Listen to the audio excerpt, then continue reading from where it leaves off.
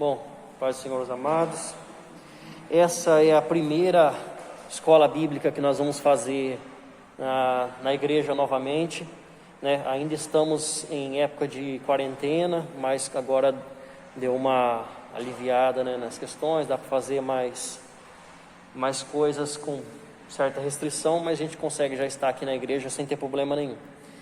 Então, é a primeira aula que nós fazemos. Eu nem sei quanto tempo que nós ficamos em casa. Por aí, 2 meses e meio fazendo live, fazendo cultos online, né? As escolas estavam fazendo no computador, tudo. É importante, alcança algumas pessoas sim, mas a gente estava conversando sobre uma questão que é muito importante, que é o comodismo. Porque as pessoas, nessa época de quarentena, elas sempre foram aos mercados. Quando voltou às lotéricas, não parava de ir, enchia os bancos, enchia a lotérica, enchia mercado. O que estava aberto enchia. Se tinha uma papelaria aberta, a papelaria enchia. Então as pessoas fazem corpo mole e arrumam desculpa para não ir na igreja. Então a verdade é essa. E nós temos que cortar isso e temos que voltar para o templo. Porque não é a mesma coisa ficar em casa assistindo um culto e estar na igreja com os irmãos. Nunca vai ser a mesma coisa. Isso não é desculpa. Então, meus amados, nós estamos aqui. E que Deus abençoe a sua vida, que fortaleça os nossos corações na presença de Deus. Hoje é a última lição do livro de Joel. Ele é um livro que nós vimos que quando começa a chegar nos termos finais dele, ele se torna totalmente apocalíptico. Hoje nós vamos ver o capítulo 3 inteiro, né? E vamos ver que ele inteirinho fala do fim do tempo, fala da volta de Cristo. Vamos lá? O nosso título é Seus Juízos, né? Falando dos juízos de Deus. O nosso primeiro texto inicial, está em Joel 3, do 1 ao 17. Eu vou ler um versículo, depois os irmãos vão lendo aí, tá certo? Vamos lá. Joel 3, 1. Eis que naqueles dias e naquele tempo, em que mudarei a sorte de Judá e de Jerusalém. Pode ler aí, quem achou?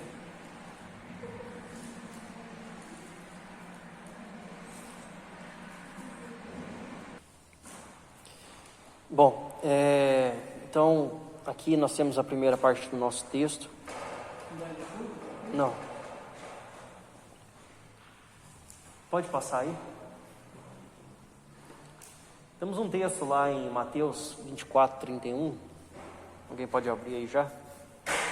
Versículo 1, de volta para casa, diz assim: E eis que naqueles dias e naquele tempo, em que mudarei a sorte de Judá e de Jerusalém. Quem achou aí pode ler. Ele enviará o seu anjo com clamor de trombeta, os quais ajuntará os seus escolhidos de uma e outro, dentro de uma e outra extremidade dos céus. Então, no final dos tempos, né, Deus vai reunir todo israelita que está espalhado pela terra.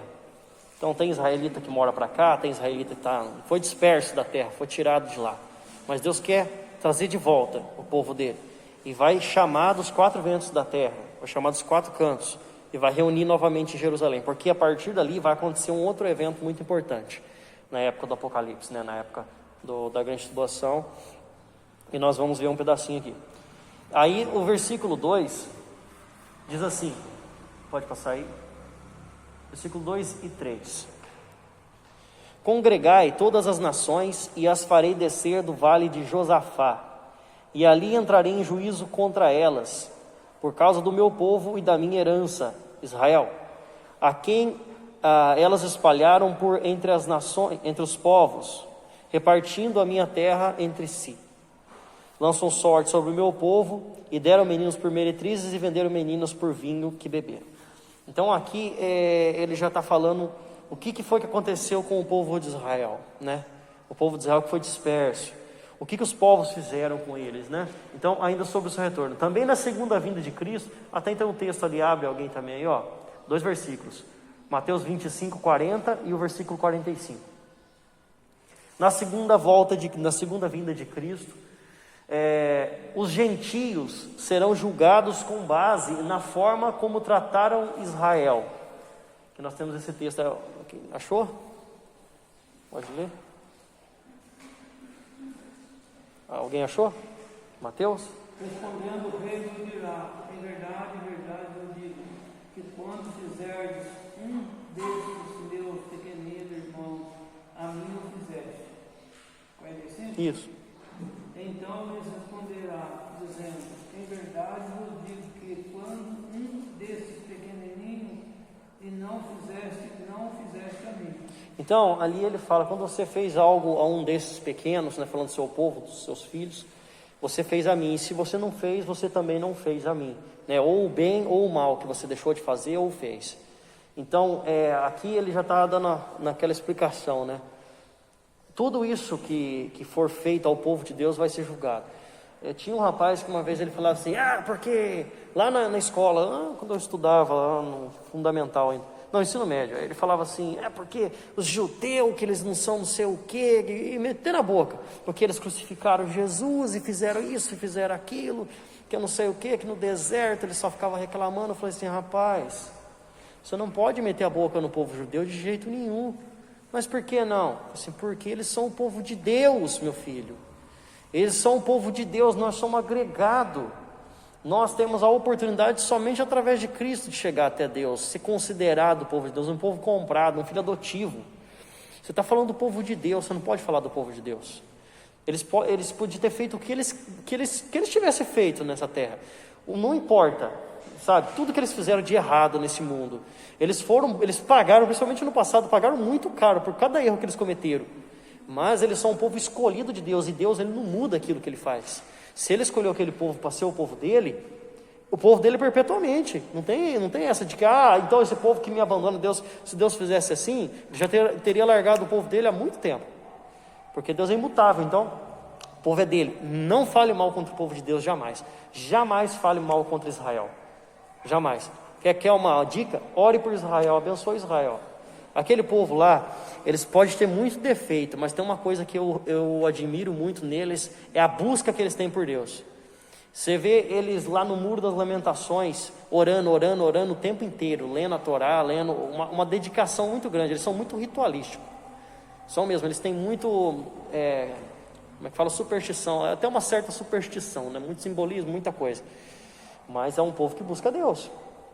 Se os crentes buscassem a Deus iguais os judeus buscam a Deus, né, com a mesma veemência, com a mesma vontade, a igreja seria outra.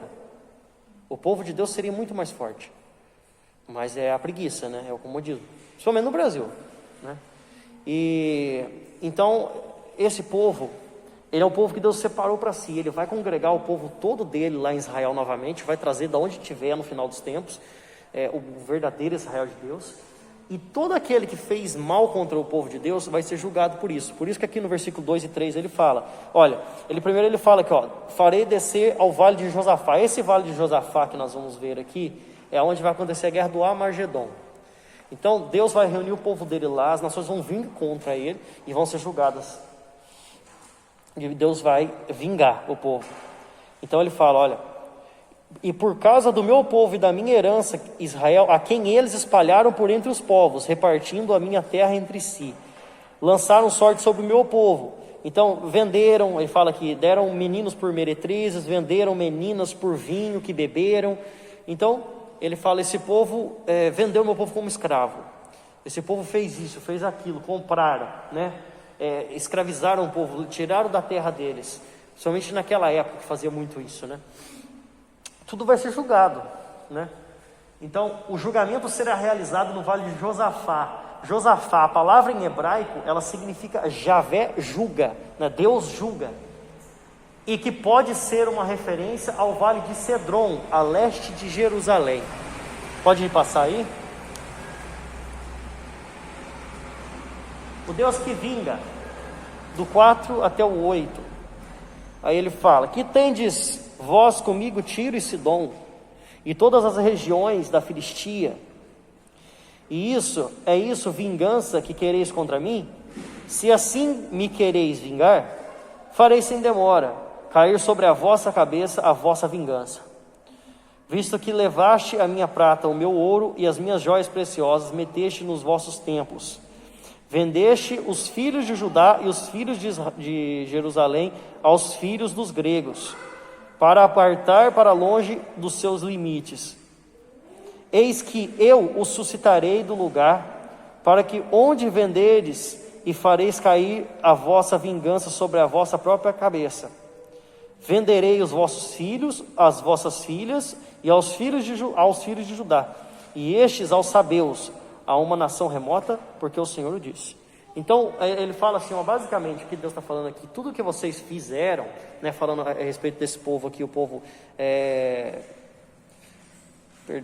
da Filistia, né, o povo da Filistia, e os tírios aqui fala, né, Tiro, Sidom, e o povo das regiões da Filistia, tudo que eles fizeram, mercando os filhos de Judá, fala até para quem eles vendeu, ele vai fazer o contrário. Então vocês fizeram isso para eles, nós vamos fazer isso com você da mesma forma. Na onde você fez, eu também vou fazer contra você. Então, um julgamento mais imediato foi anunciado contra os fenícios e filisteus, conhecidos pelo comércio de escravos. O versículo 8, né, que nós lemos aqui, ele se cumpriu em 345 a.C., quando Atarxerxes vendeu os sidônios como escravos em 332 depois de Cristo. Quando Alexandre o Grande fez o mesmo com os habitantes de Tiro e Gaza. E Sabeus, aqui que ele fala, é uma tribo de mercadores que vivia na Arábia. Então, esses versículos aqui do 4 até o 8, ele se trata de uma coisa que já aconteceu nessa época aqui que nós já falamos. Então, não está falando agora especificamente do futuro, mas de algo que Deus já fez, esse julgamento aqui. Pode passar? Agora nós temos alguns textos para abrir aí. Vamos lá. O primeiro está lá em Apocalipse 16, 14. Aí outro irmão abre em Miqueias 4, 3. Outro vai abrir em Apocalipse 19, 14. E outro em Apocalipse 14, do 18 até o 19. Amém? Cada um abre num lugar aí, por favor. Apocalipse 14, 16. Vou ler o texto aqui. Depois nós vamos pegar os textos já de referência. Proclamai isso entre as nações, apregoai a guerra santa e suscitai os valentes. Cheguem-se e subam todos os homens de guerra. Forjai as espadas das vossas relhas de arado e lanças, das vossas podadeiras. Diga ao fraco, eu sou forte. Apressai-vos e vinde, todos os povos em redor, e congregai-vos para ali, ó Senhor, fazei descer os teus valentes. Levantem-se as nações e sigam para o vale de Josafá, porque ali me assentarei para julgar todas as nações em redor. Lançai a foice, porque está madura a seara. Vinde e pisai, porque o lagar está cheio e os seus compartimentos transbordam, porquanto a sua malícia é grande. Multidões, multidões do vale da decisão, porque o dia do Senhor está perto, no vale da decisão. O sol e a lua se escureceram e as estrelas retiraram o seu resplendor. O Senhor brama de Sião e se fará ouvir de Jerusalém. Os céus e a terra tremerão, mas o Senhor será o refúgio do seu povo e a fortaleza dos filhos de Israel. Sabei assim que eu sou o Senhor vosso Deus, que habita em Sião, meu santo monte, Jerusalém, será santa, estranhos não passarão mais por ela. Então essa parte que eu li do texto aqui é referente à guerra do Armagedon, que vai acontecer. Vamos lá. Sobre a guerra do Armagedon, do 9 até o 17. Uma decisão da campanha do Armagedon, do versículo 9 ali, que começa, nós temos a referência lá em Apocalipse 16, 14. Quem achou?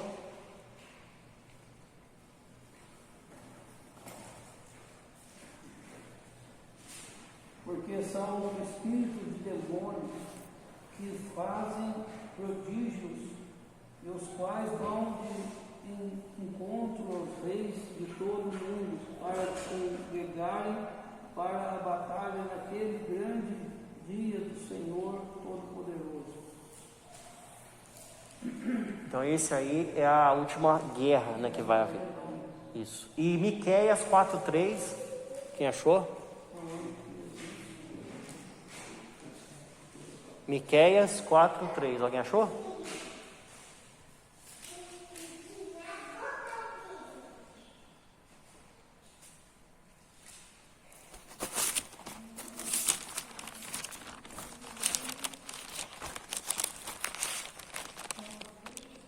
Achou?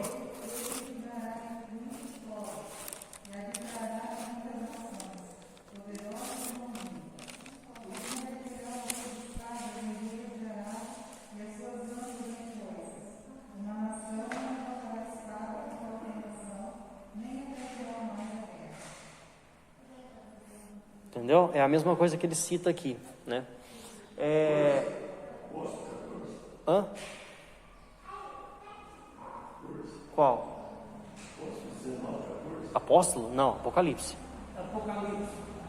Ó, o reverso do versículo 10, o reverso do versículo 10, só poderá cumprir-se depois do Amargedon. É isso aí que foi lido em Miqueias. Apocalipse 19:14 é o próximo. Os teus valentes, versículo 11. Versículo 11 diz assim: apressai e vinde todos os povos em redor, congregai-vos para ali, ó Senhor, faze descer os teus valentes. Os valentes são os exércitos do Senhor. Pode ler aí quem achou em 19:14, Apocalipse? Alguém achou?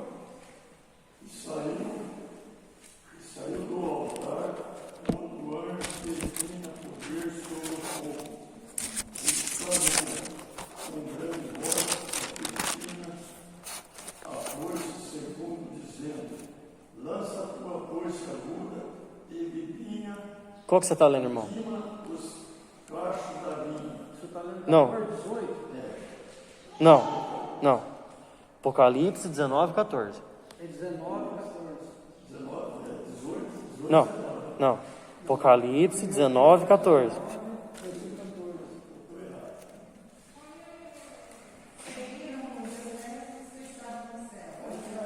Inteiro?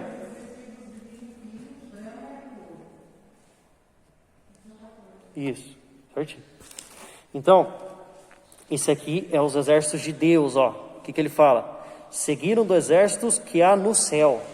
Então Deus vai descer com um exército do céu para poder guerrear, né? Não vai ser uma guerra de homem contra homem, mas o próprio Deus vai trazer os exércitos dele do céu. Ele fala montados em cavalos brancos com vestiduras de linho finíssimo, branco e puro. Ou seja, se trata sobre os anjos de Deus. Trata sobre o povo de Deus que mora no céu, não mais da terra. Então, esses são os valentes de Deus. Os ímpios são uma seara madura. Olha o versículo 13. Lançai a foice, porque está madura a seara. Aqui, essa madura seara é os ímpios, é a hora de recolher os ímpios. Por isso que ele fala: levantem-se as nações e sigam para o vale de Josafá, porque ali me assentarei para julgar as nações em redor. Lançai a foice, porque está madura a seara. Vinde, porque o lagar está cheio, os seus compartimentos transbordam, porquanto sua malícia é grande. Então é a hora de cortar o mal da terra, é a hora de acabar com isso. Então essa guerra do Armagedon é para dar fim ao pecado, é para dar fim ao que é ruim da terra, para limpar a terra, sabe? Como Deus fez muitas vezes com o povo dele, até no deserto fez isso também. Foi uma época que ele teve que limpar aquele povo, teve que tirar aquele povo. Nós vimos isso aí acontecendo também em Amós, nós vimos em Oséias. Por quê? Porque Deus precisava limpar o povo. Deus precisava tirar o pecado do meio do povo, tirava ele da terra dele, acabava com tudo que eles tinham, levava para a escravidão, eles se arrependiam lá e depois trazia de volta para a terra. Entende? E agora, no final dos tempos, vai acontecer a mesma coisa para poder limpar a humanidade, no geral. Certo? Os ímpios são uma seara madura para o juízo. O versículo, agora pode ler lá em Apocalipse 14, 18 e 19.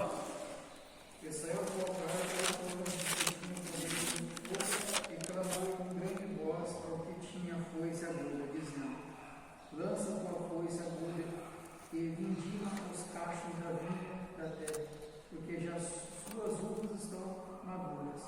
E o anjo me trouxe a foice à terra e vindimou as uvas da vinha da terra, e lançou-as no grande lagar Viu? Do que se trata isso?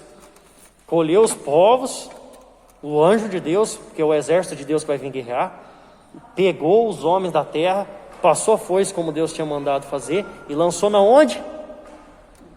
Na onde que ele fala? Esse aqui é o grande lago do fogo. Sabe? Quando fala na Bíblia lá, onde que o diabo vai com seus anjos. Tem que entender uma coisa, né? Tudo que está falando aqui, ele está baseando a palavra dele, está baseando os homens na agricultura. É para o povo entender, né? É para o povo entender. Né? Tudo aquilo que Deus vai fazer, ele compara com a vinha. Né? Então ele fala que o anjo saiu para vindimar, saiu para cortar a uva madura, porque já está na hora da colheita. Os homens são as uvas. Né? Os homens são a colheita. Então, aí eles vão colher aqueles que fizeram mal e vão lançar fora. Aqui especificamente falando dos homens na guerra do Armagedon, que vão ser lançados no lago do fogo, certo? Na limpeza final. A pessoa não presta atenção que o homem está sendo comparado com a uva, exatamente. É a mesma coisa que Joel fala, é a mesma coisa que João fala em Apocalipse. Certo? É complicado, por isso que eu falo, meus amados. É importante ler a Bíblia, é importante vir na escola para entender essas coisas. Porque tem coisa que se a gente passar batido, a gente entende errado. Né? E como o Pedro fala, faz isso para a própria perdição. Então a gente tem que entender o que está acontecendo, né? Vamos lá. Agora nós encerramos a primeira parte aí, pode passar.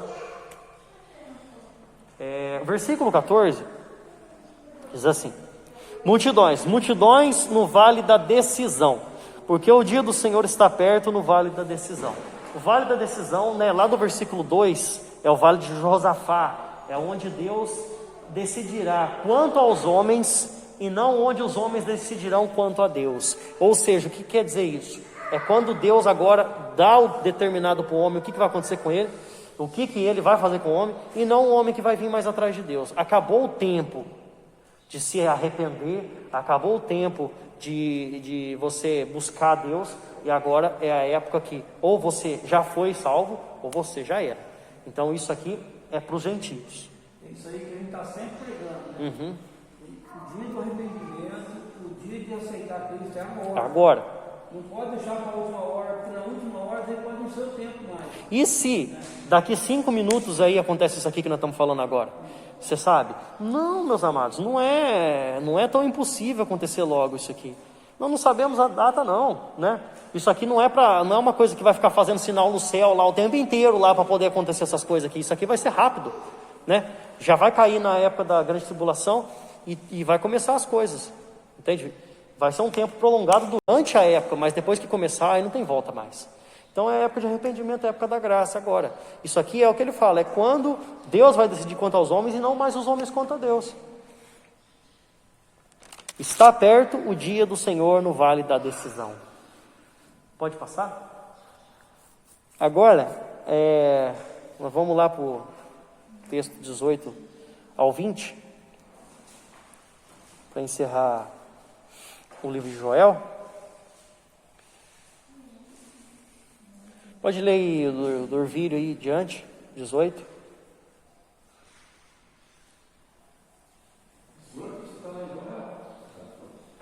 Versículo 18, capítulo 3. E há de ser que naquele dia os montes destilarão mosto, e os outeiros manarão o leite em todos os rios de Judá. Estas estarão. estarão cheias de águas e sairá uma fonte de casa do Senhor e regará o vale de Sitim. Pode continuar lendo aí. Márcio, 19. 19. 19.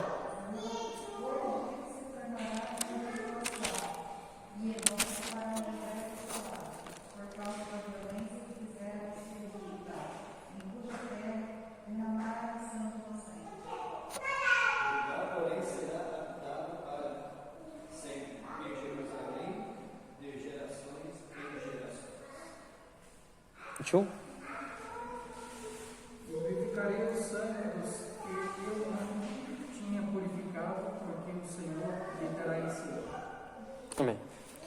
Essa aqui é o final da lição, 18 ao 21, que eu estava falando que era 20.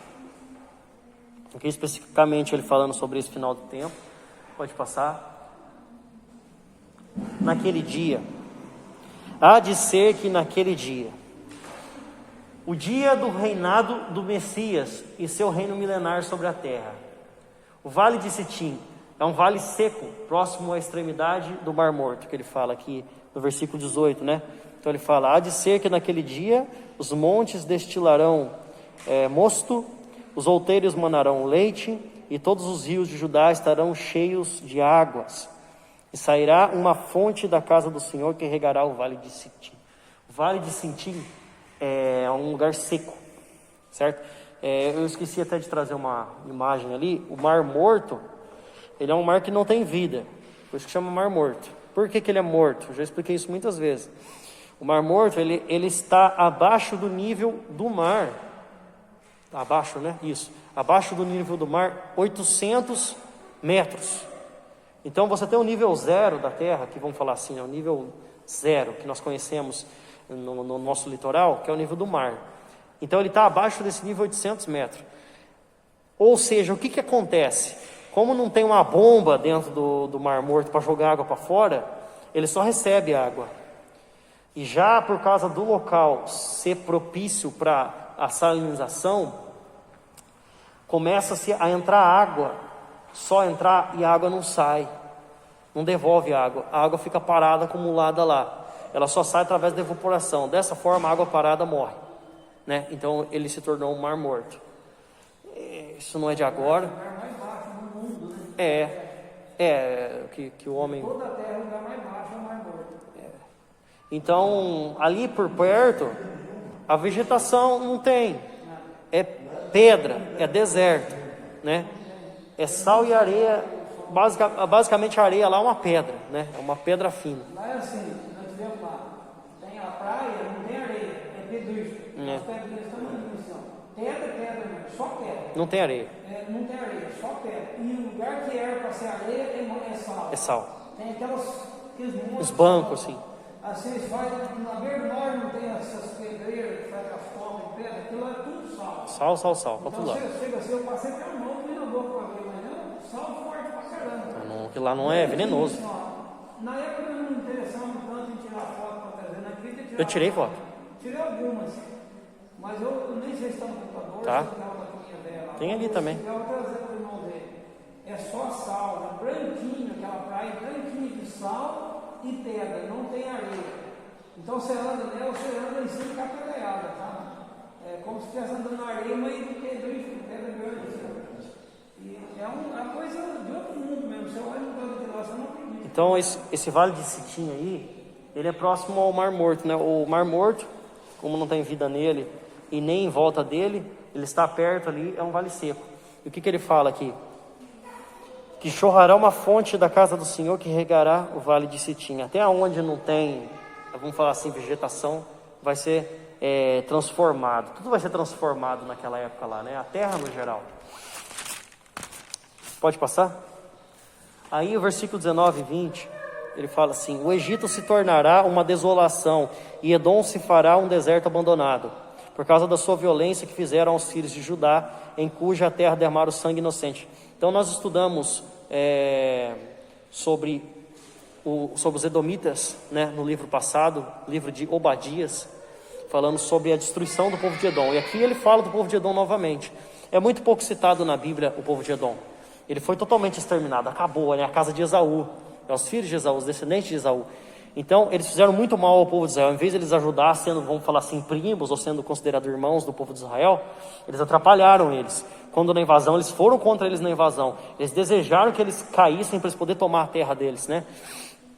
Então esse povo aqui, né, ele fala, ia ser totalmente desolado, ia ser um deserto abandonado, como aconteceu já, aliás. E o povo do Egito se tornar uma desolação. Também o povo do Egito que escravizou Israel, por maior parte, foi o povo que mais escravizou Israel, né, por um período mais longo de tempo, foi o povo do Egito. Foi 400 anos de escravidão, né? Os outros escravizaram sim por algum tempo, mas não foi tanto igual ao Egito. Então todo o mal que eles fizeram ao povo dele vai ser julgado.